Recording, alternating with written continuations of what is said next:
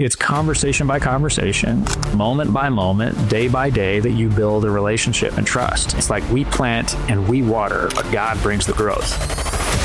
Hey, welcome back to the show. I have another great guest with me today, Adam Weisner with Unbreakable OS. Adam, welcome to the show. Appreciate you. Thanks for having me, Brad. Man, I've been looking forward to this. I saw you on TikTok and some of the content you're putting out. Before we get into the interview, just give us kind of a quick overview of who you are and kind of what you've been up to. Yeah. Okay. So I'm Adam. I'm a sinner saved by grace, first and foremost. And so I'm the CEO of a company called Sherman Portfolios. We're a registered investment advisory firm. We serve about 600 financial advisors, and we kind of build strategies for investing in the markets that those advisors use. And then my wife and I have a family business. It's called Kingdom Mindset Investing, where we sort of prioritize purpose beyond profit and sort of stewarding your time, talent, and treasure for good, for the gospel. And so underneath that company, we have Kingdom Mindset Strategies for business consulting and coaching for small businesses, Christian CEOs. And then we have Unbreakable OS, which is the business operating system that I built based on 7 laws to sort of be the engine for a business. So you can build something that I call asymmetric endurance, right? Where you become a dispensable CEO, right? And you're stewarding the business rather than sort of building a cage that you're stuck in. And then I write a newsletter called The King's Business for Christians in business to encourage them with things around encouragement from the word, the work, which is like biblical worldview of practical tools you can use in your business, and then the world, where we kind of talk about, I'm pretty passionate about technology and AI. And so looking at that from a biblical worldview for business leaders. And so, yeah, that's kind of some of the stuff that I'm up to. Awesome, man. So I know that you've mentioned this in your TikTok videos, that you've been the CEO of other companies. You've led a lot of people in that capacity. And then now you're really kind of, I don't want to say grassroots, but you're like focusing on, let's call it the smaller guys, the guys that maybe are needing a little bit more help in that area. What kind of experience, and you don't have to go super deep in this, but what kind of experience as the CEO, based on some of the videos that you've made, that you've noticed like doesn't really apply? What kind of experience have I had as a CEO that doesn't apply? Yeah, because this is based on some of your videos you've made about how I learned these lessons when I was, the CEO of the first couple companies, and then now, how I operate differently. Yeah, so a lot of it was, I'm definitely a test and learn kind of guy. I think I want to say I chase failure.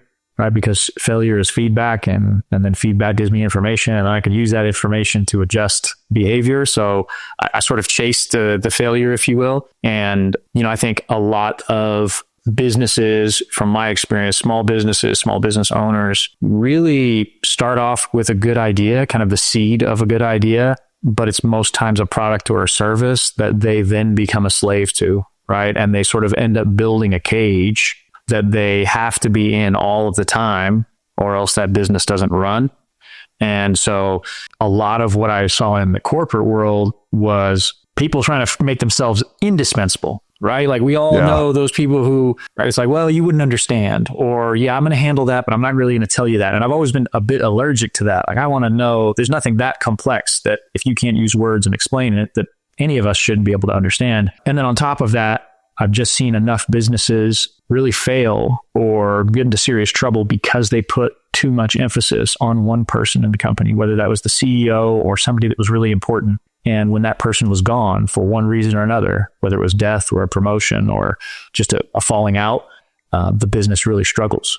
And so I am systematic by nature. And so what I learned was by implementing frameworks and systems, right, that were scalable and repeatable, that made you dispensable, you actually could build and grow a business and not be chained to it, but become dispensable, which then it does the opposite, right? It's like God's kingdom, right? It's the upside down. The more dispensable you make yourself, the more people want to follow you. The more people actually want you to lead them. And so it creates this culture of care because you're truly treating the business as a steward.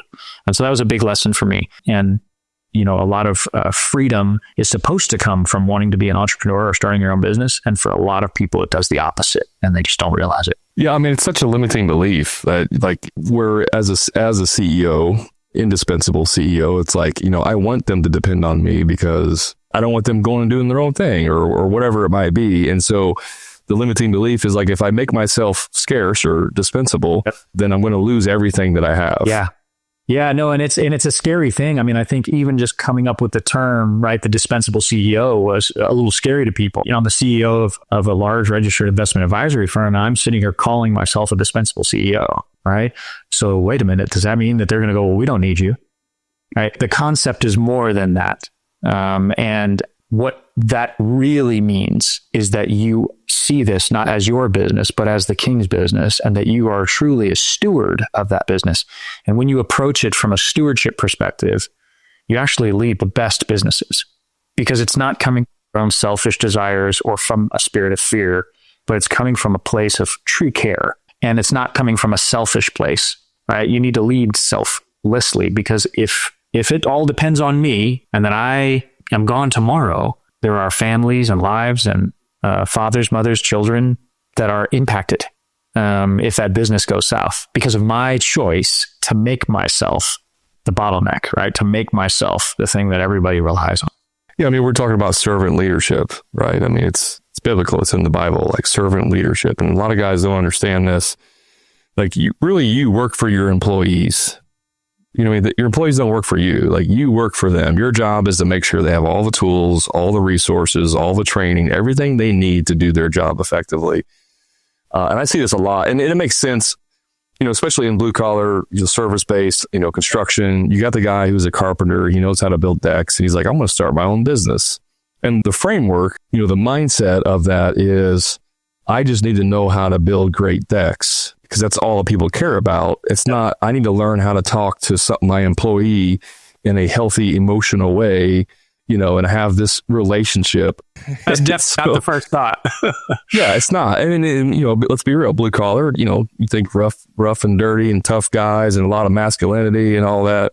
I joke a lot because you would think that's that, but actually there's a lot of sensitivity. There's a lot of sensitive guys in the blue collar world. Big time. Yeah. You have some of the most caring people, I would say. And I think what happens is, and this is not just for that business, but it's really any business, is you get really caught up in the product. And so you just think it's as easy as this. Hey, I know how to make these sunglasses. I'm going to make these sunglasses. Now I got to figure out how to make sure that Brad can pay me. And then I need to deposit that in my bank account and then do that again and again and again. And that's the whole thing, right? And it's so much more than that. And what you find is, yes, that works, right?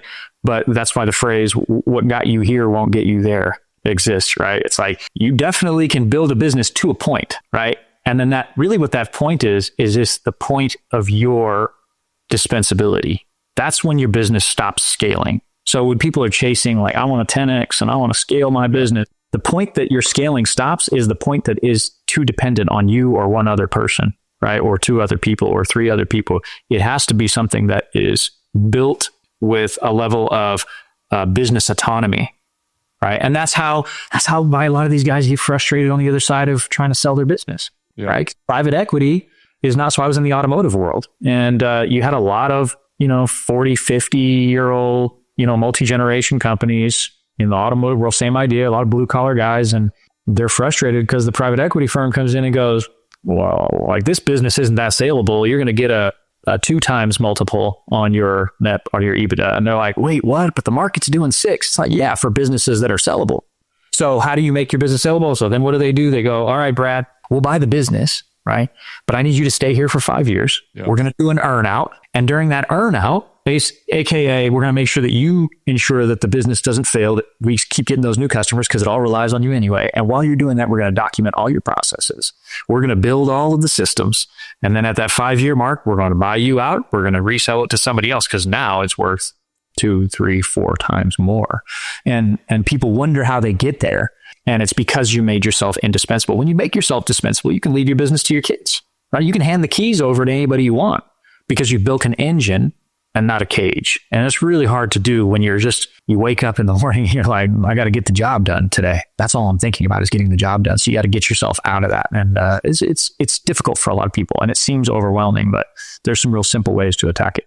Well, I mean, and from a leadership perspective, it is all about emotional intelligence, right? It's not, I mean, yes, there's some tactics and some strategy that go into that. But I mean, when you're leading people, I struggle with this a lot because being in the military, I was in the Marines, infantry. So like kind of the, hardcore kind of stuff, leadership, like, hey, attack that hill. You listen, right? You don't ask questions. And so when I got out of the military, I'm like, well, leadership's easy. Like I just tell people what to do and they execute on it.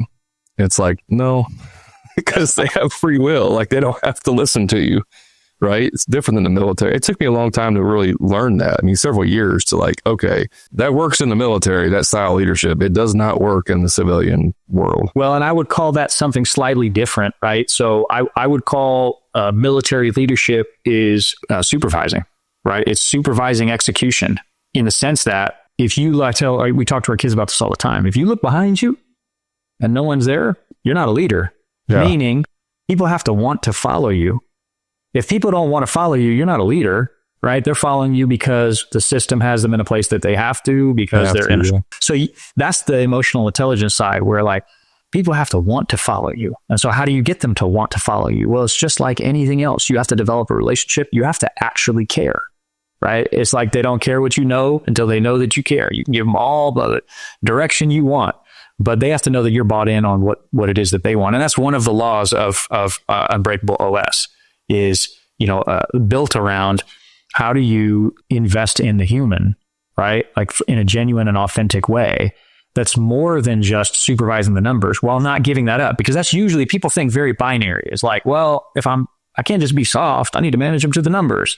And so they just swing one way or the other. And so the idea is that you build systems that do the accountability part, which is usually small business owners' hardest thing, is the accountability part, so that you can actually spend your time and energy on the emotional intelligence and the human side of things. Because the management side of numbers is just the supervisory part. But if I spend a time one-on-one with you this week, I'm not talking to you about your numbers. Your numbers are already there. I already know what those are, right? We're going to talk about how are you doing. And I think that's I don't want to say the most underrated, but outside of basic execution and accountability, that's for sure one of the most underrated aspects of being a high quality leader and building a great business is people. Well, let's get into the Unbreakable OS. I know we were talking a little bit beforehand, but on a lot of your videos, you talk about EOS and some of the flaws that you found or some of the things you don't agree with. And so you've essentially created your own type of operating system, which is the Unbreakable OS. Talk about that a little bit. What have you learned, implementing EOS, and then how does yours different from that? Yeah, so I was first introduced to EOS when I joined the automotive suspension company. This is a high 7-figure company at the time, and you're talking 40 employees, right? Building suspension for trucks, work trucks, with booms and cranes, RVs. And then, standard trucks. And so the first thing that you start learning, we had an outside implementer come in, an EOS implementer come in.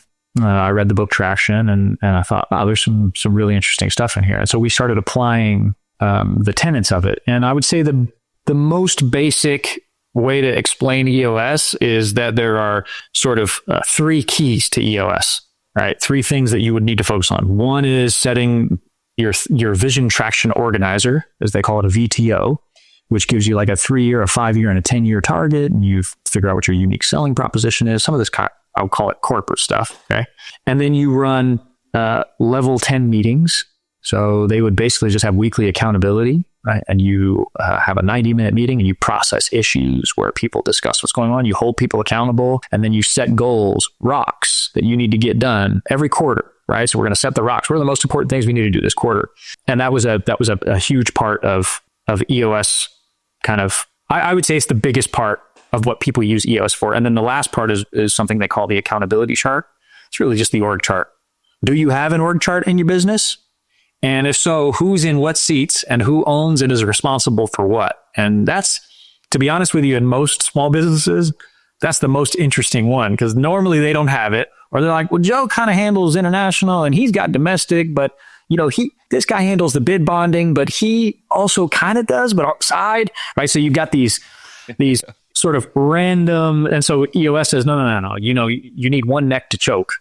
And so you need to have established seats for ownership, and then you need to focus on having the right person in the right seat. And so a lot of really great things. And EOS, just like Unbreakable OS or like any other operating system, these are ideas that have existed and things that exist that then get codified into sort of one little pocket, right? But they're taking from all kinds of things, right? Things they've learned. And so what I learned in that was that the level 10 meetings were really effective. The rocks were really effective just for keeping things going and keeping people focused and seeing progress, which is usually also a big problem in small business. It's mostly whack-a-mole and you don't do a lot of looking back. So it's like, yeah, we need to get this thing done this week. Bang. We need to get this done. Bang. And you don't do a ton of looking back at how things have gone until you're trying to figure out, like I said, maybe you need to do a bid bond and you're like, well, what are our financials and how are we looking this year? And, can we, so I think EOS was really effective. And we took that. I used EOS to go, we went from 7-figure to 8-figure and, we 4X'd the business in 4.5 years, and EOS was the framework there. And then I used it again. We basically made it into our own. I started self-implementing it at that company and changing things. And then at the next company, at Sherman, I then came in and started applying the basic framework of it. And that's when this was 2 years ago, I joined Sherman. That's when I really started going, hold on. Essentially, I've made this into my own system and I have different opinions. The things that EOS was lacking for me, big part of it was the financial discipline. They purposely don't really talk about the financial side of things. And I was a banker for most of my career. And so, high quality financial management is really important to me. And again, when you look at small businesses, almost one of the biggest gaps that every one of them has. Financial management is, how much money do I have in the account this morning? Do I need to transfer from my personal account to cover? Yeah. Right. Like that's, hey, Jane, I need you to move some money over. Hey, like that's the extent of financial management. And we look at profit and loss and balance sheet once a year. Yeah. Or twice a year. And so that was one of the big aspects I needed to implement in Unbreakable OS. And then just around that whole the quarterly rocks, what I found was that a lot of people wasted time. So you set a goal and say, hey, Brad, we're going to do this project here for the next 3 months, but nobody's working on it until the third month. It's like, I'm a man of execution. So I'm like, how do we tighten this up and change it up? What I've built with Unbreakable OS is an entire framework around what's the easiest thing for people to understand? Well, everybody knows a calendar. Okay, great. We're going to run on a calendar cycle. What are we getting done this month? And then ensuring that everything we're doing is moving us toward sort of that destination that we actually want to get to this year instead of 3, 5, and 10 years. Because to me, that's just, you're kind of just playing little games by talking about what you're going to do 5 years from now. But what we do know is, because I don't know what's going to happen 5 years from now, but this year, the next year is usually pretty clear as far as opportunities. And so I would say those are the two biggest ones in the 7 laws, but all of them are really important. Like EOS didn't do a lot of marketing stuff. And I'm real passionate about guerrilla style marketing, degree by degree. That's how we built the suspension company. And so there's a ton of stuff that I learned and implemented there that I knew small businesses really needed. Solopreneurs, small businesses, 10 person shops, 4 or 5 person shops that historically they would hire a marketing agency for and hope it went well and then be upset when they had to go pay more money because, they've got to recycle that thing again. So those were some of the high level stuff that I would say that I learned from EOS and some of the stuff that I changed.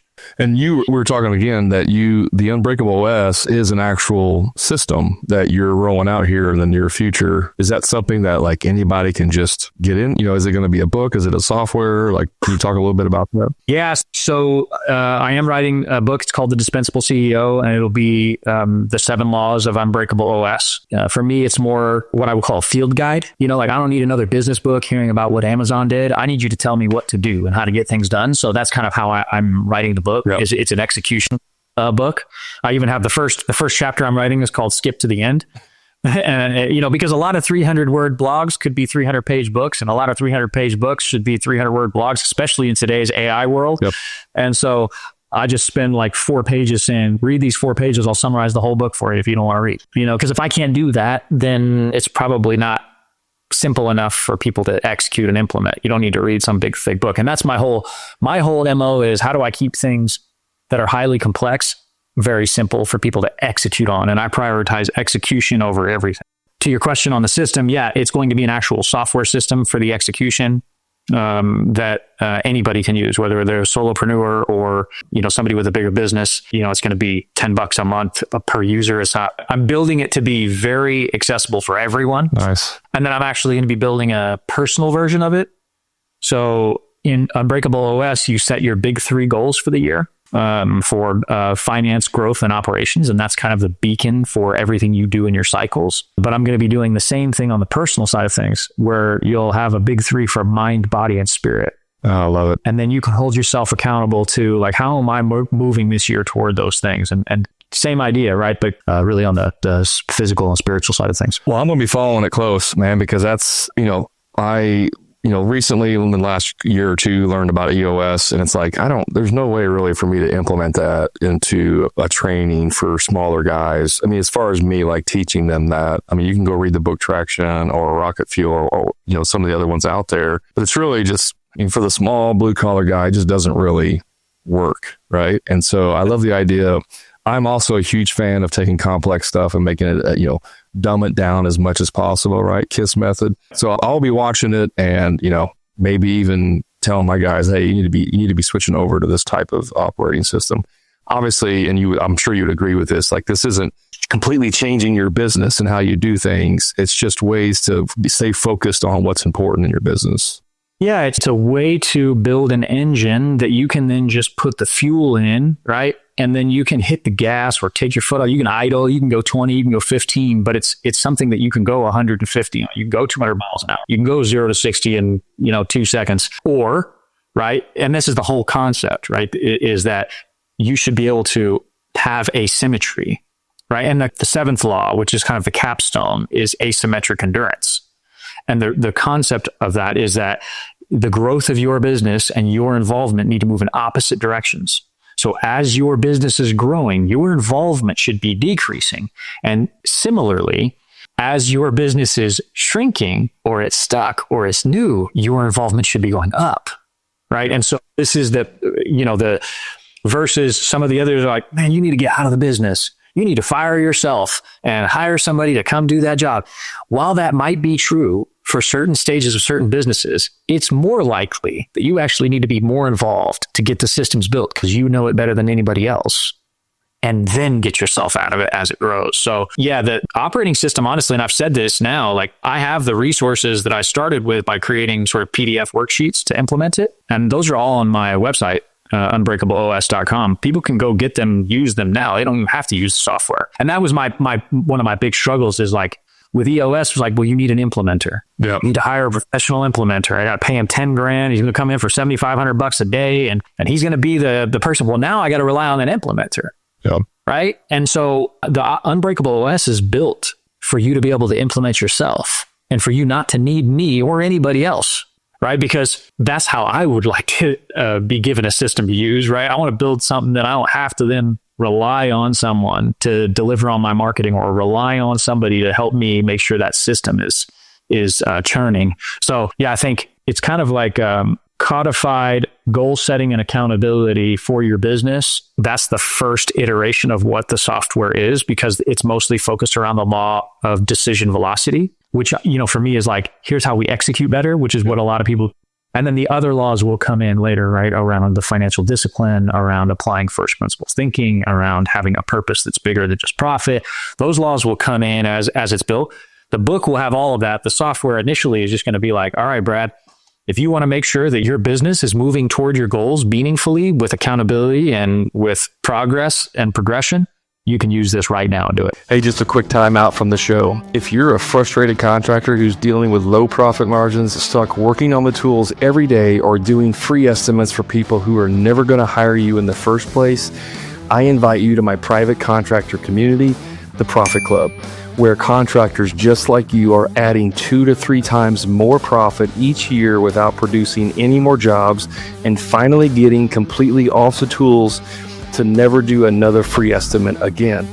So if you're ready to increase your profits, stop doing free estimates and get off the tools, then all you have to do is click the link in the show notes to learn more about the Profit Club and see how it can easily 2 to 3 times the cash in your pocket, give you a proven sales process that will convert more jobs with ease and get you off the tools once and for all.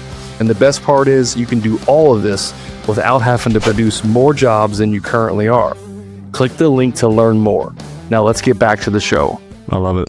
Yeah, I'm definitely going to be checking it out. Like I said, I'm always looking for ways to make things simpler. I love the execution side of it. I made a video this morning actually about making decisions. You know, entrepreneurs are notorious for knowing what they need to do and then not doing it because they're like, they hope it takes care of itself. They hope that employee, you know, who's not doing very well, just wakes up one morning and decides to start working hard. Like we avoid it like the plague, but we know, like, we pretty much always know what decisions we need to make. We just keep dragging it out. And it's like, once you have enough information to make a decision, execute on that immediately. Well, what's interesting about that is, yeah, you know, have you read the book Start With Why by Simon? Oh yeah. Right. So, I mean, that was like this little video he did in a small little TED Talk, and it built his whole career. And the concept is fascinating because biologically, the way God's made us is that our limbic brain is responsible for all behavior and decision, but it has no capacity for language. Meaning all decisions and all behaviors that we make come from our limbic brain, which is that gut feeling, which is emotion. We justify it with the information. We don't make the decision or the behavior because it can't even understand language. And I think that's what you're touching on there, is that if you're in a business, you just know. I mean, I had a coaching call with one of my clients this week, and it was like, man, he had this integrator for 2 years, and the guy was a dog, man. And he knew he was a dog. He knew the guy was the wrong fit, right? He was, and it wasn't good for him, and it wasn't good for the company. And yet he dragged out making that decision, right? We avoid pain. And that's why I say I sort of chase failure and chase pain, because it's biblical wisdom, right? Like, the narrow path is the harder one. It's just the way it is. And that's the path we should take. Usually whatever the harder decision is to make, we should make that one. Yeah, 100%. I thought you were talking about me for a second, because in my business, I had my lead guy, you know, as I was growing my business and like trying to get off the tools and hire people, and then hire my first, you know, foreman lead guy that could run crews now, and I could grow, you know, focus on the business. I knew this guy, he was working for someone else. He quit there, got fired, whatever. So he became available. I hired him. And I mean, he was like, the dude could do anything. Like, you know, just a master craftsman, could do whatever you threw at him. And I thought, that's perfect. What I didn't realize is like so much drama, so much personal drama, right?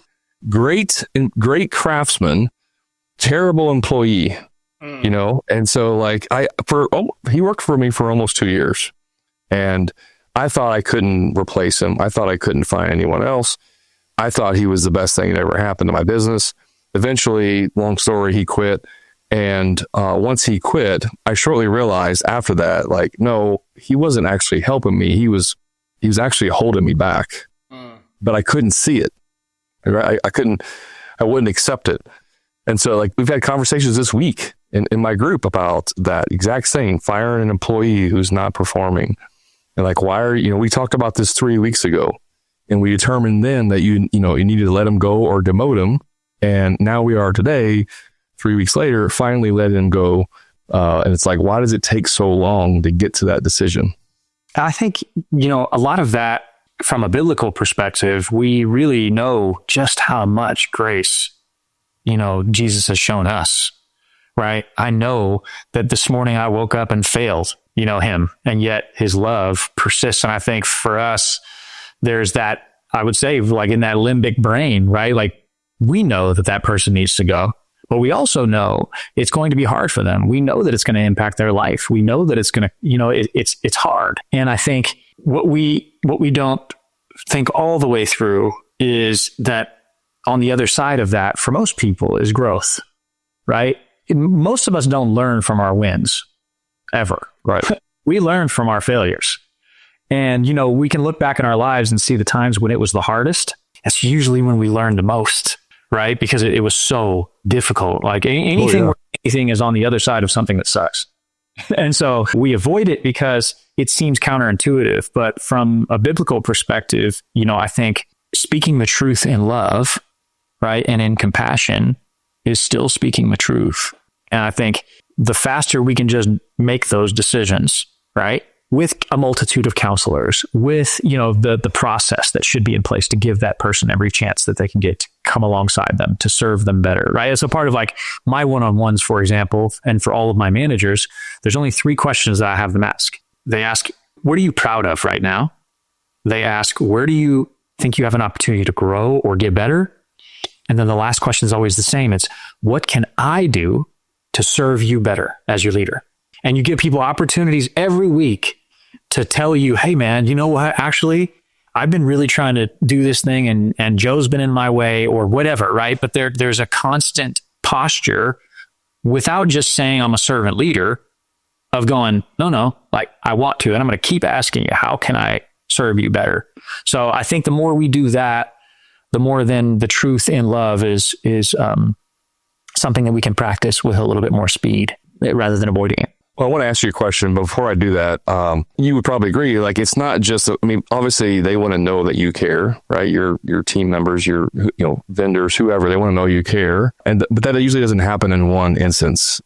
They're skeptical. They've gotten burned in the past by other bosses. And so like, it's the consistency of day after day, week after week, month after month, like, okay, this person actually does care about me. Now I have, now I feel good sharing really what I'm thinking. I'm sure you. Yeah, that's right. I mean, the first time you ask that question, the first 15 times I asked that question, it's like, no, you're doing great. I don't need anything, right? Especially depending on the personality, right? Somebody might be like, there's no way I'm asking for help. Yeah. But as you said, just like in a relationship, right? When my wife and I met at 17 and 18 years old, it's conversation by conversation, moment by moment, day by day, that you build a relationship and trust. And, it's like we plant and we water, but God brings the growth. You don't put a seed in the ground. Farmers don't put a seed in the ground and then stand over it. Like, why aren't you growing yet? Anything worth anything takes time, and it takes investing and watering and tilling and preparing. So that's the same thing you're talking about there. Yeah, there's no question about it. You have to build real relationships. And that is hard for people if they are constantly chasing the shiny object. So that's the other aspect of building an engine, is that when you're not chasing the shiny object, you are building a time multiplier in the sense that you're freeing your time to, rather than putting out fires, to actually invest on the people side of things. Because people likely in these small businesses are following you because you're that spark.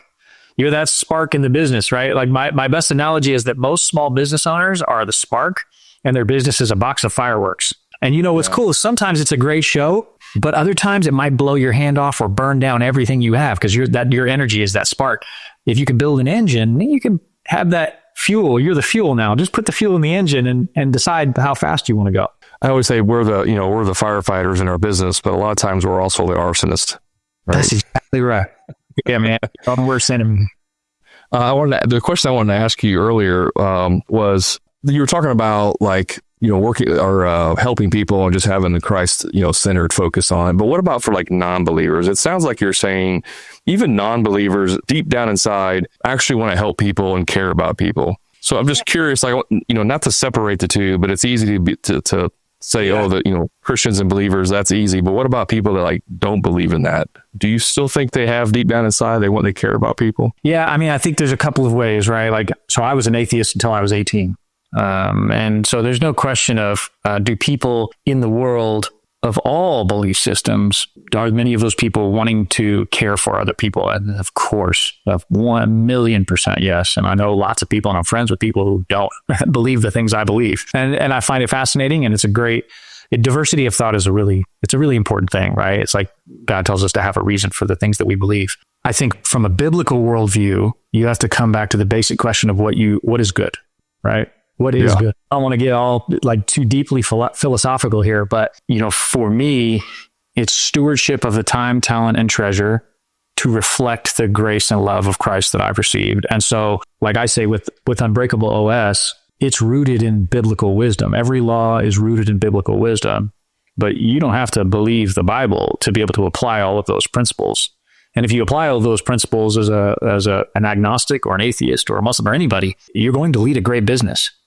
And my hope is that then that would have you consider the claims of the gospel, consider the claims of the Bible, right? Like, man, why is it that this formula works so well, right? Why is it that these businesses, and that's what I believe our call is to, you probably heard it said, but like sometimes our life is the only Bible anybody will ever read.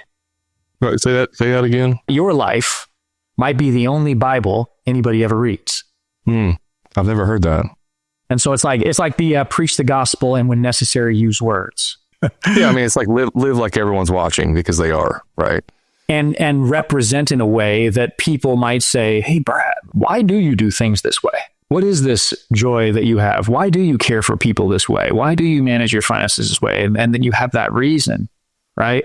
To then point them to, as the book of James tells us, right? Every good gift and every perfect gift comes from above, right? So they're just, so all that to say, yeah, I mean, listen, people all over the world love and care for people in ways and don't believe anything that I believe. It's not really, that's not the point of running a great business, is to apply these tenets again. And you can separate those to go, hey man, like if I talk to you about the net 7 method and why I have the financial aspects built that way, that's rooted in biblical wisdom. But biblical wisdom is just wisdom.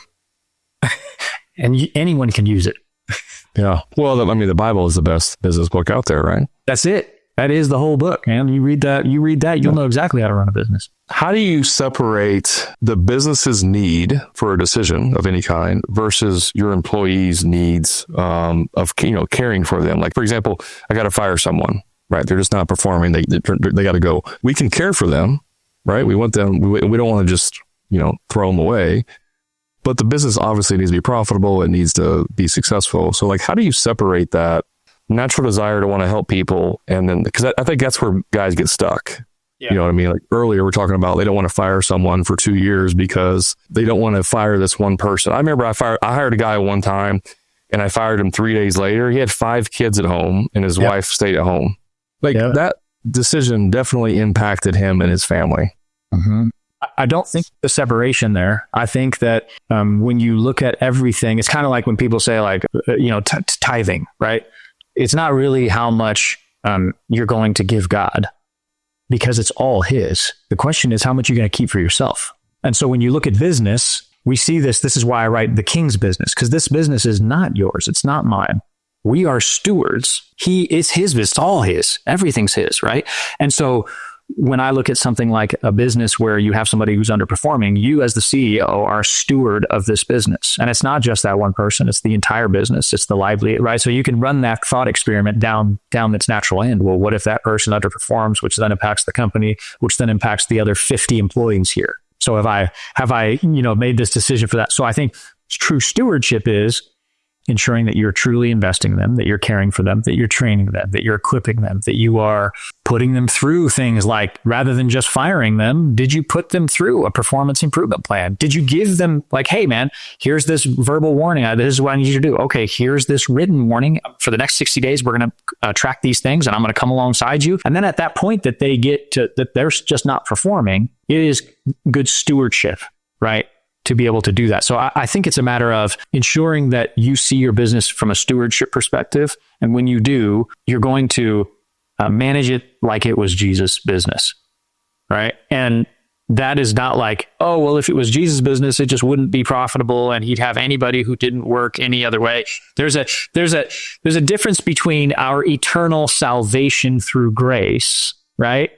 And also the biblical truth that you will know a tree by its fruit. Right. And so like for us, for example, at Sherman Portfolios, our core values are the fruits of the Spirit from Galatians 5. Because if I'm going to be held accountable to something in the business, I'll need to be held to excellence. And, I need to be held to what I say I'm wanting to lead this business for, which is the Lord. So I need to show self-control and I need to show love, joy, peace, kindness, gentleness. Right. So I think ensuring that you are truly seeing yourself as a steward will remove any guilt, I guess, from that, because you actually are putting forth the full effort with that person. And when you fire them, that it was the right thing to do for them and for the business. I certainly agree that a lot of times firing people is the best thing for them that you can do. But I mean, from a non-biblical, someone's listening to this, like, I don't buy into all that, Jesus stuff. Okay, whatever. But how does that apply now? If like I'm not building the business for the kingdom, like how do you apply that decision? listen, you can apply the same thing, right? Like if you are, the first question you have to ask is, why are you in business?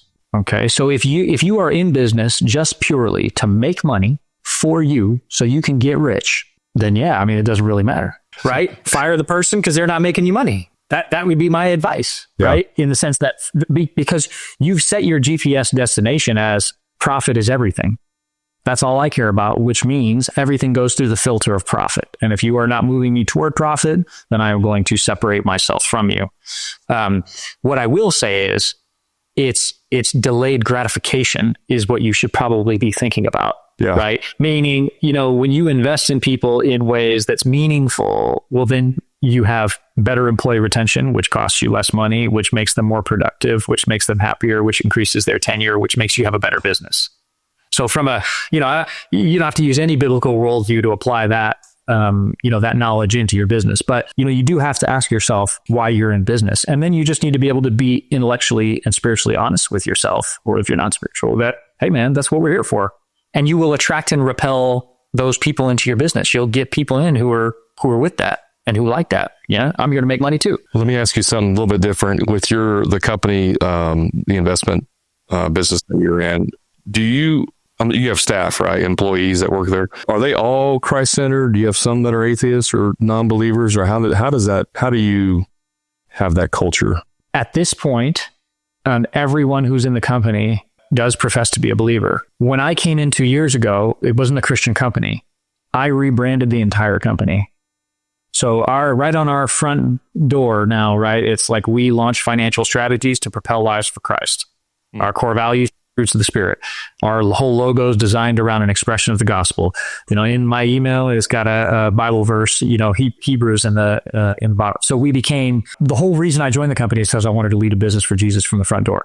And I don't, that was just the conviction I had on my heart. Sure. I don't think necessary in any way, right? That's just like we talked about earlier, preach the gospel when necessary, use words. Sometimes people who are the most overt about their faith are the ones that you want to run from. Yeah. So, but since then, what's happened is, so we've hired 6 people since then. And we have a staff of 14 or so. And since then, everyone who's joined, the primary reason that they wanted to join was because we were a financial company who put Jesus at the front door. So that's that attract and repel. But man, I want anybody to come join, right? That's not a requirement for being a part of our business, but it just so happens to be that when you take a stand for something, anything, you will attract and repel your people along the way. Same with clients. We had clients in that business tell me, I don't want to do business with you anymore because you've got a Bible verse in your email. Yeah. And, that's all right. It's all right, me. That's such a silly, anyways, I won't go down that road, but yeah. When I first got started in my construction business, I went through SCORE counseling. I'm sure you're familiar with that, and had a couple older, retired gentlemen who were counselors, and I was grateful. And they had me go through and write a business plan, all this stuff. And in there I had about we're a faith-based company. And it wasn't like I didn't have the Bible verses and all. It was just like we're based on our faith. And one of them said, I would take that out of there, man. Like I wouldn't have that in there because you're going to lose a lot of business. And I looked at him and I said, well, then I'll lose a lot of business because I'm not taking it out of there.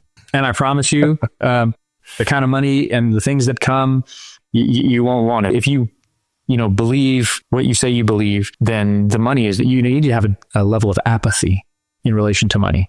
It's like Paul, right? When he says, I can do all things through Christ who strengthens me, he's talking about content. He says, I've had a lot and I've had a little, and in all things, I've learned to be content. Yeah. Right? Like, meaning that those things are not an indication of God's favor or love for me. Not at all. My success in business doesn't mean that somehow I'm more favored by God. And I think, that I just had that same comment on the new social channel on the Dispensable CEO. I made a post about Unbreakable OS, and they went to the website, and right on the website, all it says is an operating system built by a seasoned Christian business executive. That's pretty much the extent of it for Unbreakable OS. And this person commented and said, I would take any references to any religion or faith off your website if you want to have Silicon Valley invest in this.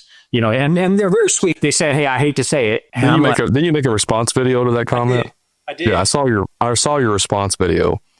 And truthfully, one of the reasons I wanted to reach out to you was because you profess your faith in Christianity and God, and openly declare that. And I'm like, that's cool. That, you're not ashamed of it, and not that there's anything bad about it. Like, you don't have to go around saying that I don't need to name the business, after biblical stuff. I don't have to do that. But, being ashamed or like hiding from it, now we got a little bit of an issue. That's different. That's when it starts to get like, you got to listen to that pressing, right? That still small voice. Like, yeah, putting it on the website doesn't mean a thing. Professing it doesn't mean a thing. My wife and I were listening to a sermon from Francis Chan the other day called The Power of a Quiet Life. Oh, man, it's so powerful. And he said, we need less voices and more examples. Oh, man. Yeah.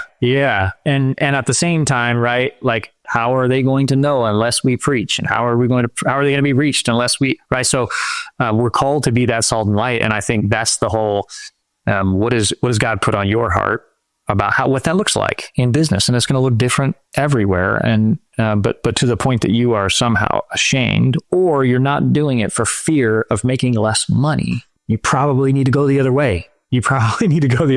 So, yeah, I know we're getting short on time, and I want to respect your time. I always like to ask this question. Well, two questions. What's one thing what's a question I should have asked you that I didn't, you think is important? I mean, we didn't talk about anything, fun outside of business. That's a good, right? Like, hey, what are some things that you enjoy to do outside of the work thing? Because at the end of the day, for me, the point of asymmetric endurance, the point of Unbreakable OS is for me to be able to spend time with my wife and our 3 kids and to go do more things and be at more things. And I don't want to make money to buy more things.